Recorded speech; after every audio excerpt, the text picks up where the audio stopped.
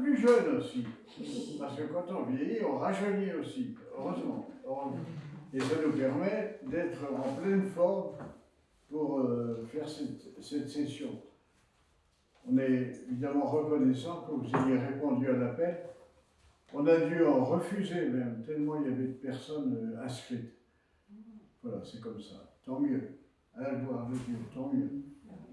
Alors, je voulais vous introduire à un approfondissement de la foi. À chaque fois qu'on se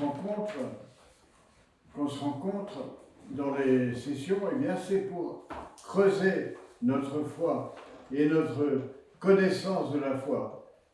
Je n'ai pas la prétention, moi qui suis dans le business depuis 50 ans ou 60 ans, de tout savoir, et je découvre aussi, et je vous fais part de mes découvertes. Ce n'est pas des choses toutes faites, toutes comprises. La foi, c'est un approfondissement. Il est dit dans l'Évangile, si vous aviez de la foi, gros comme un grain de sénévé. Vous rappelez de cette parole? Alors ça veut dire que si on avait un tout petit peu de foi, on dirait à une montagne de se précipiter dans la mer et elle se précipiterait. C'est ce que dit l'Évangile. Alors ça veut dire que nous-mêmes, nous n'avons même pas ça, puisque nous ne faisons même pas ça. Donc nos foi sont un peu petites. Je m'excuse, je ne veux pas vous... On dira d'une personne, ouais, celle-là la grande foi, mais enfin, c'est quand même petit par rapport à ce qu'on pourrait avoir. La foi, c'est quelque chose qui est appelé à grandir, qui est appelé à s'élargir, qui est appelé à s'approfondir. Et on a toujours, la Bible nous dit, ayez la foi. Ça veut dire que c'est en notre responsabilité. Alors on dit, j'ai pas beaucoup de foi, j'ai pas beaucoup de foi.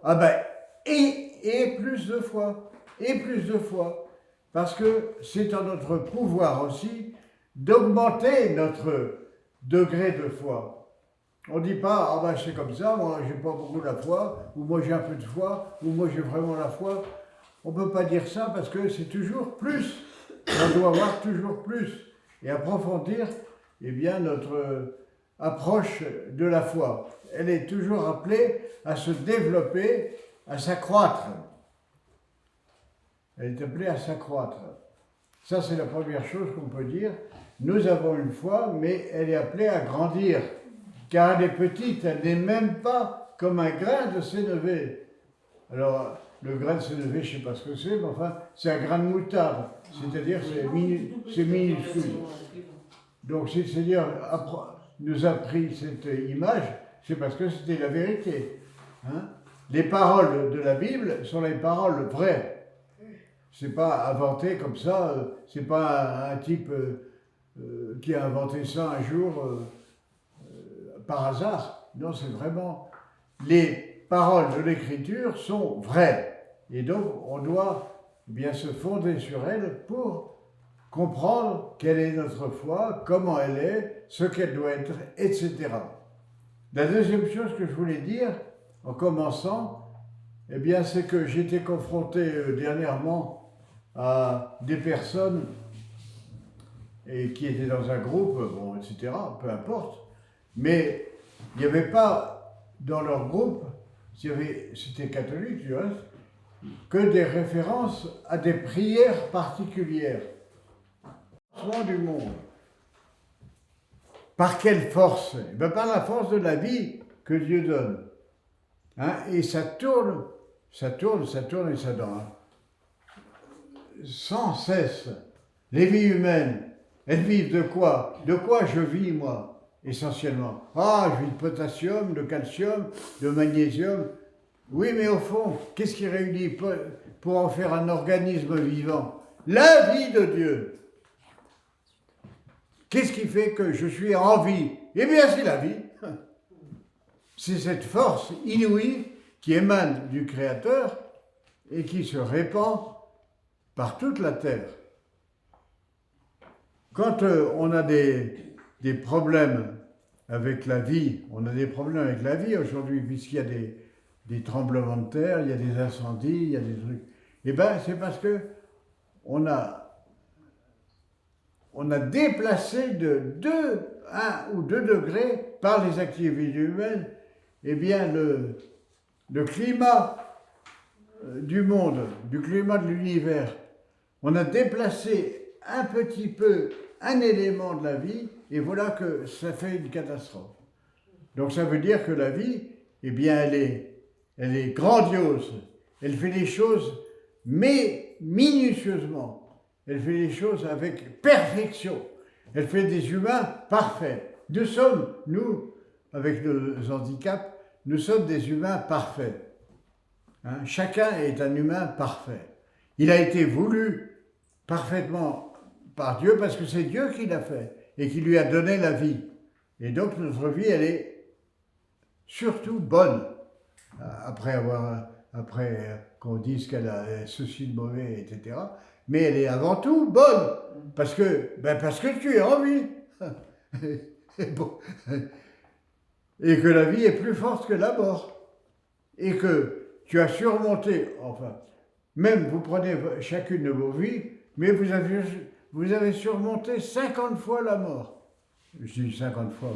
Moi, quand je regarde ma vie, j'ai manqué de mourir 10 fois.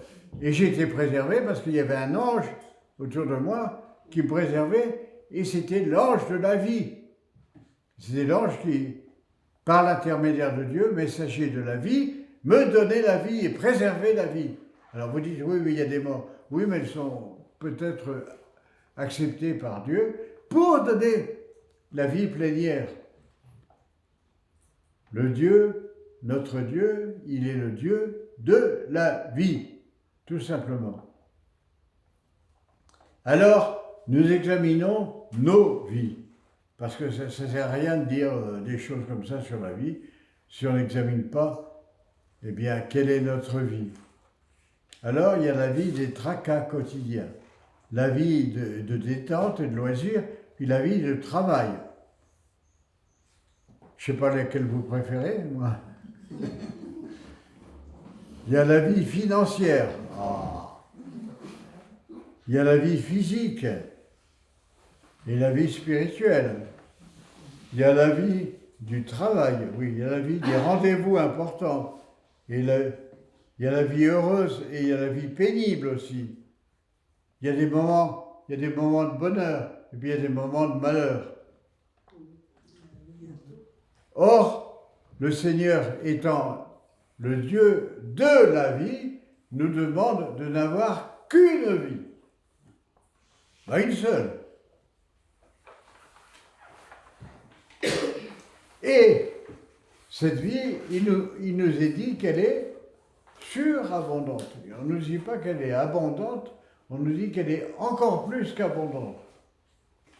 Surabondante, en français, ça veut dire plus qu'abondante. Il faut donc unifier nos vies autour d'un pôle, la vie que Dieu nous donne. Ben bien sûr. Hein, ça semble logique ce que je dis là. Non? Ça semble logique. S'il y a une seule vie, c'est celle que Dieu nous donne, eh bien il faut l'unifier autour de cette vie. Et que nos vies ne soient pas dispersées en plusieurs morceaux. Donc je vais vous demander un petit exercice, un deuxième exercice, c'est distribuer ce billet là, chacun prend un billet, et puis il va dire quel est notre pôle. Bonne année, et la santé surtout parce que c'est le principal.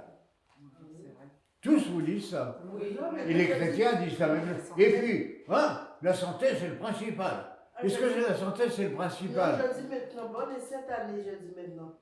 Je dis plus. Mais toi, t'es chrétienne, heureusement. Mais il y en a beaucoup qui... Par contre, il faut dire ça. Bonne et cette année. C'est pas la même chose. C'est pas la même chose que dire la santé, c'est le principal. Moi, j'ai des ennuis de santé, mais je me porte très bien. Alors ça prouve que c'est pas la même chose. Parce que si la santé c'est le principal, je serais au lit. Mais je suis vivant parce que je vis de la vie de Dieu. Je ne vis pas de la santé. Et de la santé et des médicaments. Donc, nous approchons la vie et la mort de façon différente. Hein, on ne dit pas, et ne dites pas, faites l'effort de ne pas dire, ah ben oui, mais la santé c'est le principal. Parce que la santé c'est pas le principal. Le principal, c'est la vie que l'on détient par don de Dieu. Si vous êtes vivant, c'est parce que Dieu vous donne la vie. Il vous la donne comment, la vie? Il vous la donne comment? Ah ben, dans sa parole, il faut... Oui, mais attends. Oui. Eh bien, il vous la donne en surabondance. Vous trouverez jamais un commerçant qui vous dira, moi je vous donne un produit qui va vous nourrir en surabondance. Non, il ne vous dit pas, il n'ose pas parce qu'il sait que ça durera 3 jours. Le Seigneur nous promet une vie en surabondance. C'est écrit. Et donc, ce n'est pas des racontards. C'est pas des racontards. C'est pas, il n'a pas dit ça comme ça pour nous endormir. Ben oui, le Seigneur, quand il parle. Les mots de l'Écriture sont des mots importants. Hein, il ne vous dit pas, je vous donne ça, et puis ça sera formidable, comme à la publicité, ça va vous booster. Ben non, il dit surabondance. Surabondance, ça veut dire que c'est plus qu'abondant. Est-ce que votre vie est surabondante? Eh ben, pose la question. Oui. Eh bien, il faut qu'elle soit en surabondance, puisque le Seigneur a promis que votre vie serait surabondante. Il y a un autre mot de la Bible, de Saint Jean. Je ne peux pas vous donner toutes les citations, mais enfin, je vous promets la vie et je vous la donne en surabondance. Ça, c'est dit par Saint Jean, dans l'évangile de Saint Jean. Il y a un autre mot qui se trouve que du reste que dans l'Écriture, c'est la vie plénière. Plénière. Réfléchissez un peu à ça. Qu'est-ce que ça veut dire la vie plénière? Qu'est-ce que ça veut dire la vie plénière? Quoi? Ça me dit quelque chose, oui. Ah oui, mais ça vous dit quelque chose. Il faut comprendre les choses. C'est ça que vous voulez. Eh bien, ça veut dire une vie où rien ne peut vous manquer. Ah oui. Ah, vie plénière. Alors, est-ce que quelque chose vous manque dans votre vie? Ben, je pose la question. Ah bah oui, mais moi j'ai pas ceci, j'ai pas cela. Bon, bah tu n'as pas la vie plénière. Puisque la promesse, c'est la vie plénière. C'est-à-dire une vie où rien ne vous manque. Où vous êtes comblé jusqu'au sourcil. Jusqu'au sourcil, on dit. La vie est abondante, elle est surabondante et elle est plénière. Et ça veut dire aussi que la vie, elle est une. Il n'y en a pas d'autres. Hein? Il n'y a pas eu des vies de rechange. Ça veut dire aussi qu'il n'y en a qu'une seule, c'est la vôtre. Et que celle-ci, elle est surabondante et elle est plénière. Alors vous dites, oui, mais moi, il y a ça qui ne va pas, puis il y a ça qui ne va pas, bah oui, mais alors, si ça ne va pas, bah, tu n'as pas la vie plénière. Alors il faut peut-être faire quelque chose pour que, eh bien, tu augmentes ta perception de la vie, pour qu'elle soit évidemment plénitude et pas simplement un petit morceau. C'est pas des petits morceaux. On ne vous dit pas que Dieu vous donne un petit morceau de vie. On ne vous dit pas que vous avez un petit morceau de vie. On ne dit pas ça. Si on vous disait un petit morceau de vie, ben, ça serait un petit mot, ça serait quelques-uns. Est-ce qu'on va recevoir la vie véritable, la vie spirituelle? Dans le cœur esprit. Dans le cœur esprit. C'est-à-dire au centre de l'être. Et donc, le centre de l'être, chez les humains, chez vous comme chez moi, il est recouvert par toutes sortes de choses. Il est recouvert, bien sûr, par les choses psychiques, c'est-à-dire les pensées. il y a des gens même qui ne sont pas très intellectuels, ils disent j'arrive pas à arrêter mes pensées. Donc tout le monde pense, on pense à ci, on pense à ça. Mais il faut arrêter de penser. Hein, si on veut recevoir dans son cœur-esprit la grâce, il faut arrêter un peu le mouvement des pensées. Vous voyez bien comment sont le mouvement des pensées. Le mouvement des pensées, ça n'arrête pas de tourner. Ça tourne, ça tourne, ça tourne. Il y a des gens qui sont les malades mentaux, et ben ils disent ça tourne dans ma tête. En fait, ils ont toujours des trucs. Il y a les émotions, ça c'est du psychisme aussi. Il y a les tentations, les tendances, les pulsions. On dit ça les pulsions. On a des images, on a sensitives, sexuelles, etc. Hein? Il y avait une vieille dame qui était, elle avait 4 ans, elle me dit, moi j'aime beaucoup les bananes et je suis toujours fixé sur les bananes, il me faut des bananes. Bon, c'est une obsession. Mais la nourriture, elle est pleine d'obsessions. On dit c'est pour ma santé. Bah oui, c'est pour ta santé. Paralysé. Et donc vous comprenez bien que dans le domaine du psychisme, c'est-à-dire dans le domaine second, il y a des paralysies. Si tu es très intellectuel, tu vas tout raisonner. Et c'est la raison à ce moment-là qui va bloquer. Les Français, ils disent ah, moi, on va pas me la faire. Moi, je vois ce que je crois, ce que j'ai vu et ce que j'ai. Alors ils font comme saint Thomas. Hein, et alors ils disent, mais alors ils invoquent pas saint Thomas, ils invoquent Descartes. Ils disent, moi je suis cartésien. Et bien ils bloquent le mouvement de la grâce. Rien que ça. Mais ils s'en foutent, ils disent, j'ai du bon sens, je marche droit, j'ai fait de mal à personne. Hein, ils disent en plus, si j'interrogeais mon voisin, oh moi j'ai fait mal à personne, j'ai rien volé. Oui, mais enfin, tout ce que tu dis à ta femme quand tu es en colère, etc. Bon. Voilà. Donc, comment recevoir la vie plénière?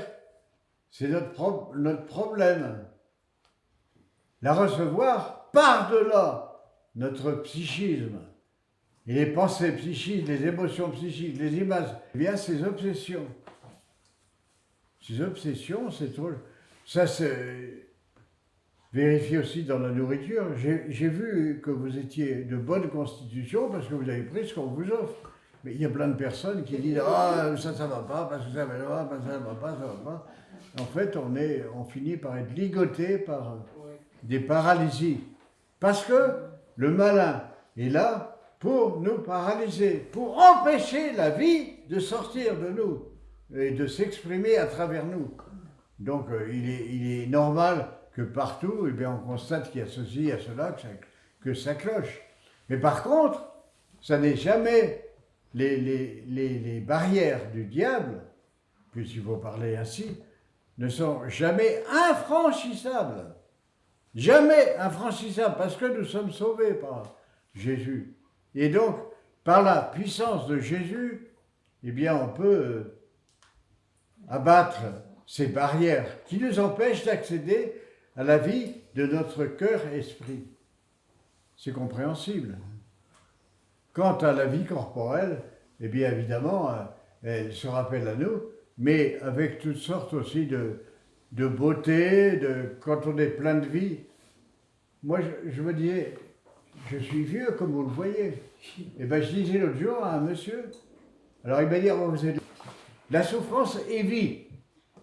Ah, vous direz, oh, ben oui, la souffrance est vie. Parce que la souffrance a été rachetée par la croix de Jésus. Et que tout ce qui est souffrance peut être offert à la vie, au mouvement de la vie, à la grâce de la vie. Ça n'est pas du tout opposé à l'accueil de la vie. Ça, c'est la merveille de la vie chrétienne. On dit, oh mais le pauvre malheureux, c'est pas une tranche de vie. On dit, il y a des tranches de vie. C'est pas une tranche de vie, c'est une vie qui dure toujours. Parce que la vie, c'est comme ça. Le Seigneur, il ne nous fait pas des cadeaux par tranche. Il vous fait, il m'a fait une petite grâce, j'étais à tel endroit, j'ai eu une grâce. Bon, ça c'est notre façon de parler. Mais en fait, à travers les grâces que l'on reçoit, eh bien on reçoit le don de vie de Dieu. Dès maintenant, cette vie nous est offerte et nous est conférée. Et pour dire que c'est la vie, la vraie vie, Jésus précise que c'est une vie qui ne s'éteint pas, que c'est la vraie vie et non un moment de vie, un simulacre de vie. De vie éclatée, excentrée, tiraillée, souvent suivant plusieurs rythmes différents, on fait les choses, comme on dit, sous la pression des nécessités et on gémit quand on se sent dépassé par les événements. On court après toutes les nécessités à faire. Il y a des personnes qui sont... Alors on court après. Vous avez la parabole dans l'évangile de Marthe et de Marie. Vous vous rappelez? Est-ce que vous vous rappelez de la parabole de Marthe et de Marie? Ça nous concerne nous aussi. Est-ce que ça vous... Marie avait pris la première place. Pardon? Marie avait pris la bonne place. Et sa sœur était agitée. Tante Marie. Ben oui. Non, Alors c'est ça que je voulais parler. Je vais vous en dire un mot. ne se rendait pas disponible à l'accueil de Dieu, quoi. Voilà. Ah. Donc il y avait deux sœurs. Jésus vient chez ces deux sœurs qui étaient des amies. Des grandes amies. Ces grandes amies, il allait se reposer quelquefois chez ses amis, comme on va chez des amis pour souffler un peu. Et voilà qu'il entre, et puis que Marie, qui était probablement, mais pas sûrement, mais enfin peut-être, là on discute, enfin, on a le droit de discuter pour savoir l'exactitude, c'était peut-être l'ancienne pécheresse, peut-être. Et elle était au pied de Jésus, écoutant sa parole. Et alors l'autre arrive, elle dit « Ah, mais ça c'est rien que elle me laisse faire tout le boulot, et puis pendant ce temps-là, elle se tourne les pouces pendant que moi je m'assume et que je fais des tas de choses. » C'est très naturel et c'est très actuel, on pourrait dire. Il y en a une qui est comme ça. Alors il y avait une sœur qui était avec nous, qui était toute aux affaires du service. Elle voulait faire une belle table pour son invité, mais elle avait oublié qu'une chose, c'est que quand on a un invité, c'est l'invité qui compte. C'est l'invité qui compte, et ce n'est pas les choses qu'on fait pour l'invité. Il faut d'abord accueillir l'invité. Vous êtes d'accord avec moi? La première chose qu'on fait, or, elle avait oublié d'accueillir l'invité, et elle récrimine contre lui en disant « Et ça te fait rien ?» Elle engueule Jésus. « Ça te fait rien, tu le laisses faire comme ça ?» En fait, il y avait visiblement une jalousie entre les deux. Moi, je me tape tout le boulot pendant qu'elle, elle se tourne les pouces. Ben, on a compris, hein. Et Jésus, qu'est-ce qu'il fait? Il tranche comment? Comment il tranche? Il dit, t'as raison de t'exciter et de gueuler comme une vache. C'est elle qui a la pas. Il lui dit, il faut comprendre, connaître les paroles de l'Écriture par cœur, parce que c'est celles qui nous nourrissent. Et on devrait s'en souvenir quand on fait le service, entre autres. Parce que il y a des personnes qui se démènent dans le service, alors qu'elles devraient apprendre à faire les choses dans le Seigneur, c'est-à-dire calmement et sans faire la pagaille, sans crier. Elles font les choses, mais en montrant qu'elles font bien les choses et que celles qui font les choses, elles se démènent et elles empêchent la paix et la tranquillité de se faire et un climat. Elles empêchent le climat et l'atmosphère d'être bonne. Ceci étant dit, eh bien, Jésus dit à Marthe, tu t'agites pour bien peu de choses. Ben, toutes les choses qu'on a à faire, ah, j'ai plein à faire, j'en ai par-dessus la tête, et puis allez. Moi, c'est quotidien, hein, j'entends ça aussi autour de moi. Hein, mais je dis rien, comme vous le faites. C'est à Marthe et Marie. Elle a choisi la meilleure part, cela ne lui sera pas enlevé. Ça veut dire quoi? Eh bien, ça veut dire que, eh bien, elle reçoit la vie, elle reçoit l'eau vive, et ça, c'est pour toujours. Tandis que les agitations, ça c'est ici-bas qu'on s'agite. Mais on ne devrait pas s'agiter, on devrait faire les choses. Ça me rappelle qu'il y avait un saint homme, ce n'est pas une chose qu'on invente, c'est la parole de Dieu qui nous dit que le don de Dieu est vie plénière. Alors moi, ma vie, elle n'est pas plénière parce que, oh bon, il y a ça, oh, il y a ça qui ne va pas, il y a ça qui ne va pas. Il y a plein de choses qui ne vont pas. Si vous regardez votre vie avec votre nombril, il y a plein de choses qui clochent. Il y en a plein. Il y a mon enfant qui fait des bêtises, il y a ma belle-fille qui est jalouse de ma fille, il y a mon mari qui ne prend pas ses responsabilités, il y a mon fils on lui a fait pourtant de bonnes études et puis il court n'importe comment. Il y a plein de causes. Vous pouvez en faire un livre entier de tout ce qui cloche dans votre vie. Il y a plein de choses qui clochent. Mais il y en a une qui ne cloche pas, et qui ne cloche pas du tout. Eh bien, c'est il y a le don de Dieu qui est la vie. Et tu es en pleine vie.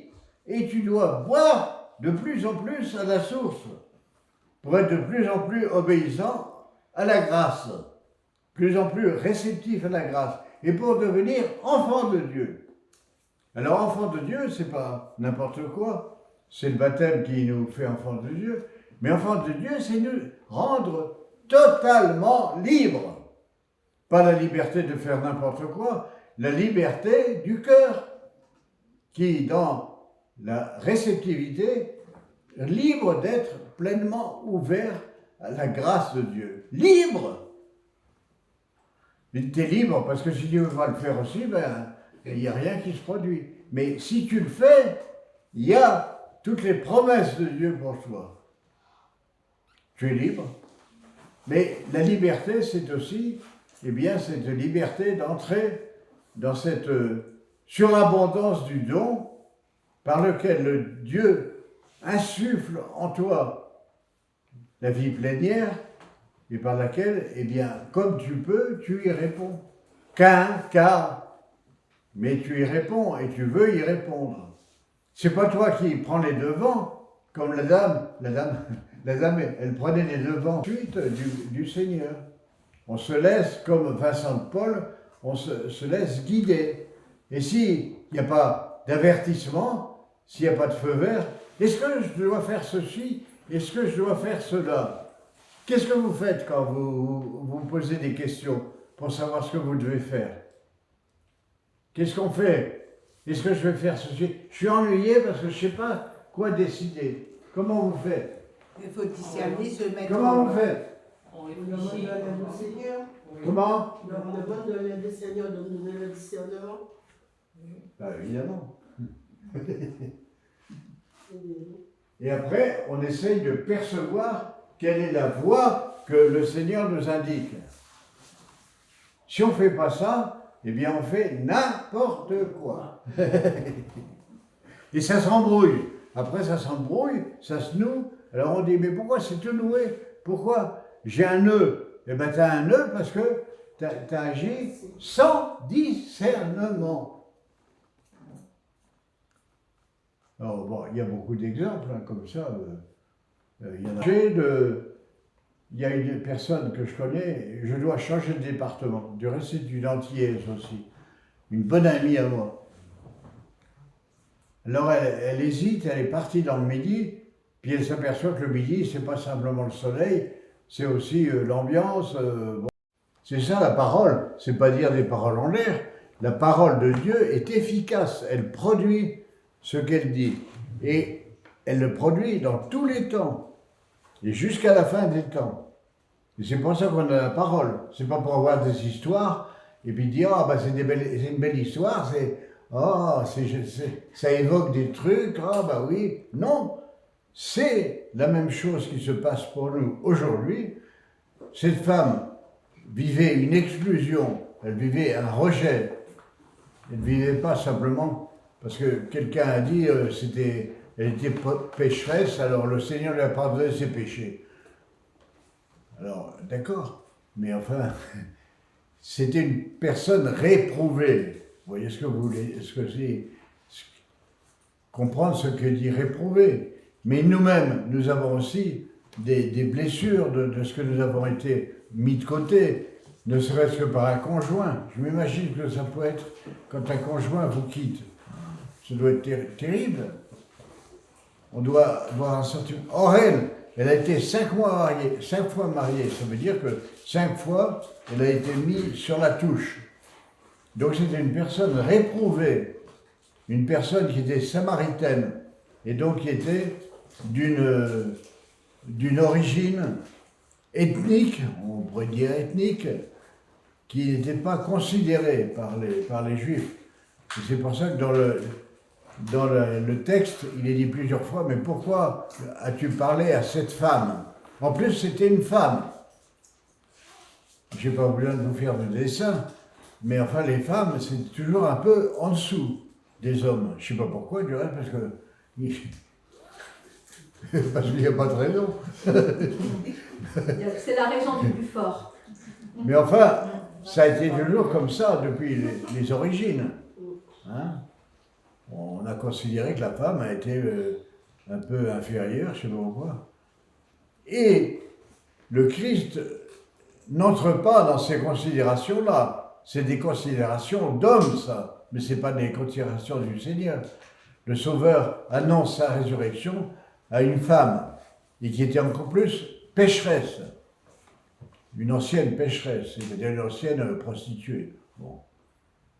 Et c'est à cette femme qu'il fait la première annonce de la résurrection, pour restaurer la femme dans sa dignité. Il y a énormément de passages dans les évangiles où le Seigneur restaure l'épouse, la femme humiliée dans sa dignité humaine. Ça veut dire eh bien, qu'il a une considération pour la femme plus grande parce qu'elle était la plus humiliée. Et le Seigneur lui dit, si tu savais le don de Dieu, et qui est celui qui te dit, donne-moi à boire, c'est toi qui l'en aurais prié, et il t'aurait donné de l'eau vive. La vie dont je parle est présentée comme une eau vive. C'est très évocateur, dans la mesure où on sait ce que c'est que l'eau quand elle coule sur nous, à la douche par exemple. Hein, c'est quand même... Passer à la douche, c'est déjà un bienfait. Alors quand c'est rempli par la grâce de Dieu, quand c'est la grâce de Dieu qui descend en nous, comme une douche, la première fois que j'ai reçu l'effusion de l'Esprit, il y a des années, eh bien j'ai senti comme une douche rafraîchissante. Oh tiens, par hasard. Ah ben, j'ai comme une douche rafraîchissante et qui me lavait et qui me purifiait et qui m'enlevait toute lourdeur. Et après, j'étais léger comme une plume. Voilà ce que fait la grâce de Dieu. C'est pas par hasard qu'il utilise l'image de l'eau vive. On ne peut pas parler de ces choses-là parce qu'elles sont inconnaissables, elles sont invisibles.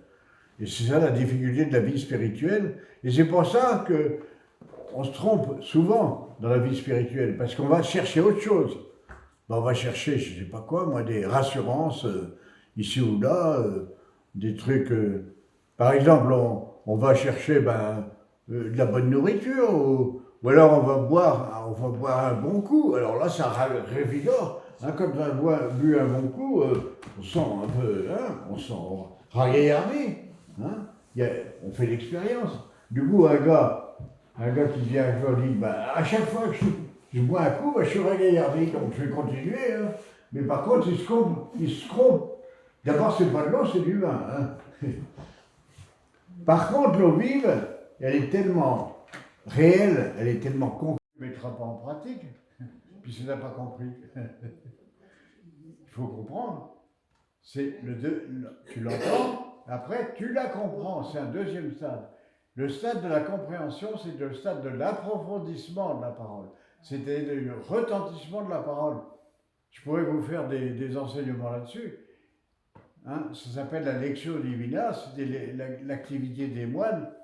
Eh bien, on ressasse la parole pour qu'elle entre à l'intérieur de nous-mêmes. Comprendre, ça vient du latin comprehendere, prendre avec soi. Il faut prendre avec soi la parole. Voyez bien que la religion, c'est pas simplement aller ici, aller là, aller faire des cérémonies. C'est aussi s'approprier personnellement la parole. C'est pour ça qu'on vient du reste à un week-end. C'est pour approfondir personnellement, chacun pour soi, et tous ensemble. C'est à la fois ensemble et chacun pour soi. C'est ça qui est beau dans une retraite comme la nôtre. Eh ben on est rassemblés, il y a l'Esprit Saint qui est là, et tous ensemble on reçoit l'Esprit, et chacun pour soi a une grâce pour creuser la parole. Comprendre, ça veut dire creuser, compréhender, prendre à l'intérieur de soi-même. Nous sommes comme ça les humains. Les humains, on est tous pareils, hein? On est tous constitués pareils. Les humains, ça peut être, on peut vivre à la surface de soi-même. On vit à la surface de soi-même quand on fait les choses, j'ai telle chose à faire, j'ai tel achat à faire, après je dois aller à tel endroit, après je dois aller à tel rendez-vous de médecin, après, on peut passer toute sa vie comme ça, à faire les choses, mais là, c'est pas ça qui va vous nourrir intérieurement. Vous allez faire les choses que vous devez faire. Si vous les faites bien, c'est déjà bien, mais enfin, vous pouvez aussi prendre du retard, louper un truc, machin. Enfin, bon, c'est la surface de soi-même. Et à force de vivre à la surface de soi-même, eh bien, on ne vit pas vraiment. On ne vit pas vraiment. On vit simplement quand les choses sont intériorisées. Pourquoi je fais cela? Pour qui? Dans quel but? Du reste, on ne peut pas s'empêcher, quand on est humain, et nous sommes tous des humains, eh bien de nous poser des questions, même les gens les plus superficiels. On peut vivre à la surface de soi-même comme humain, mais il faut descendre. C'est ce que nous dit l'Évangile. C'est la parabole du semeur. Hein, on ne dit pas que c'est tout facile, mais on dit qu'il faut le faire. Chacun peut prendre des passages de la Bible le matin ou le soir pour sa méditation personnelle. Et c'est ça qui éclaire nos cœurs. Nous avons besoin d'avoir notre cœur et notre intelligence éclairée. Alors on dit, ah ben ça va pas. Eh bien, lis la parole. Les anciens disaient que dans la parole, on trouve la consolation. À chaque fois que... Oh oui, je sais, je suis le temple. Oh oui, je sais, je suis le temple. Je suis le temple du Saint-Esprit. Amen. Le temple du Saint-Esprit. Amen. Nous sommes le temple du Saint-Esprit. Amen. Alléluia. Merci Seigneur de nous remplir, Seigneur Jésus. Remplis-nous de ton sang, que ton sang, Seigneur, coule en abondance sur nous, Seigneur. Remplis-nous nos ailes de ton sang précieux, de tout ce mur, Seigneur, tout autour de cette rue de ton sang, Seigneur. Coule en nous, Seigneur, ton sang précieux, ton sang qui a coulé sous la croix pour nous. Renouvelle-nous de ton sang, Seigneur. Merci, Seigneur Jésus. Merci, Jésus. Oui, Seigneur. Amen. Merci Seigneur pour cette puissance de vie qui émane de ton Saint-Esprit et qui nous vivifie tout entier depuis la racine de notre être et jusqu'à la gloire des cieux. Merci Seigneur qui nous fait entrer dans cette lumière extraordinaire où nous sommes appelés tous pour partager la gloire du Christ ressuscité. Merci Seigneur pour la résurrection que tu veux opérer en chacun de nous, nous qui étions un peu fatigués, un peu lassés, et maintenant tu nous rends une vie bienheureuse, une vie féconde, une vie joyeuse. Merci Seigneur pour cette joie qui est la joie du Saint-Esprit. Merci Seigneur. Merci Seigneur pour la joie du Saint-Esprit. Amen. Et la vie du Saint-Esprit. Oui, le Seigneur est notre joie. Alléluia, il nous partage son amour. Alléluia, oui, le Seigneur est notre joie. Alléluia, il est fidèle pour toujours. Alléluia, il est notre joie. Alléluia. On a une sensibilité superficielle, il y a quelque chose qui nous agace, il y a quelque chose qui nous rebute. Ça, c'est pas la sensibilité. La sensibilité, c'est descendre au fond de soi et sentir, comme on l'a dit hier, l'autre que soi. C'est sortir de soi pour sentir l'autre que soi. Ça, c'est la vraie sensibilité. La vraie sensibilité, on est en face d'une personne, quelle qu'elle soit, et on essaye de la recevoir à l'intérieur de nous-mêmes, indépendamment de ce qu'elle va nous dire.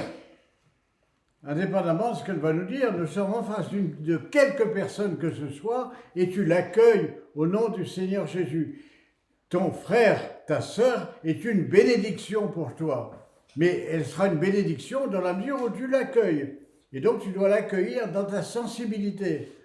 Alors, accueillir dans la sensibilité, ça veut dire, elle a peut-être des aspects rebutants, elle est peut-être déformée dans son visage, elle est peut-être un genre qui ne te plaît pas. On dira, elle a un genre, il a un mauvais genre. Tu l'accueilles avant même de regarder ce qu'il y a et ce qui ne va pas, ce qui te plaît ou ce qui ne te plaît pas. Parce que le Seigneur ne dit pas, tu accueilles celui qui te plaît.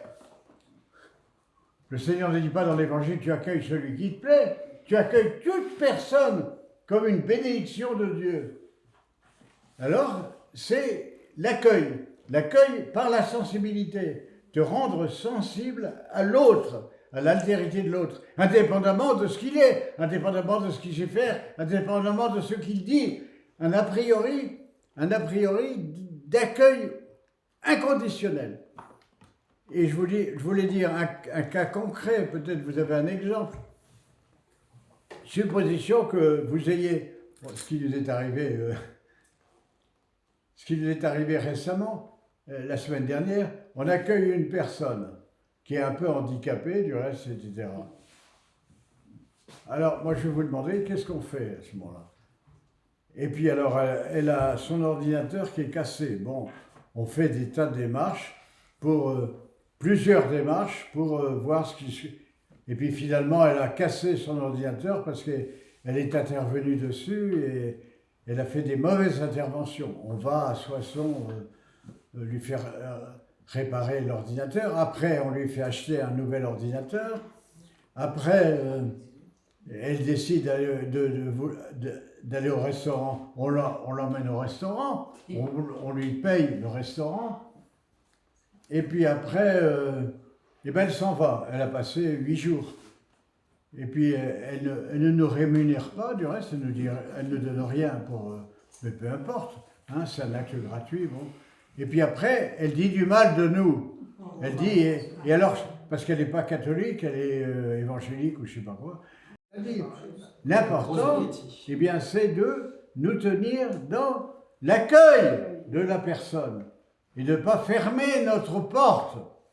Et ce que nous faisons tout le temps. Nous fermons notre porte sous prétexte qu'on a été blessé par celui-ci ou celui-là. Ben c'est grave. C'est grave parce que on doit bénir nos frères et n'a jamais les maudire. Or, si vous chassez votre frère sous prétexte qu'il a été désagréable, eh bien vous le maudissez. Et maudire, ça apporte la mort. Et nous devons donner la vie à nos frères et à nos sœurs. Et donc nous devons continuer à être dans une attitude d'accueil et de dire, eh bien, évidemment, ça nous a un peu défrisé. Supposition qu'on ait des frisettes, j'en ai pas, moi. Ça nous a un peu défrisé. Mais on peut subir ça quand même. On n'est pas en sucre. On n'est pas en sucre, on n'est pas du sucre d'orge. Hein? Voilà, c'est ça que je voulais dire. C'est-à-dire qu'il y a un accueil inconditionnel de la. On pourrait lui dire, et faire, si on la rencontre un jour, on va lui dire, ah ben, c'est pas trop reconnaissante, enfin bon, peut-être à l'occasion si ça se présente. Mais peu importe, l'important, c'est qu'on soit dans l'accueil et qu'on ne soit pas dans le rejet et dans le bannissement. Bannissement. Parce que, alors nous, il y a une autre chose, c'est que quand on a créé des amitiés avec quelqu'un, a créé des liens d'amitié, ça me marque beaucoup parce que ici, on a une petite communauté d'amitié, de fraternité. Eh bien, on doit y être fidèle.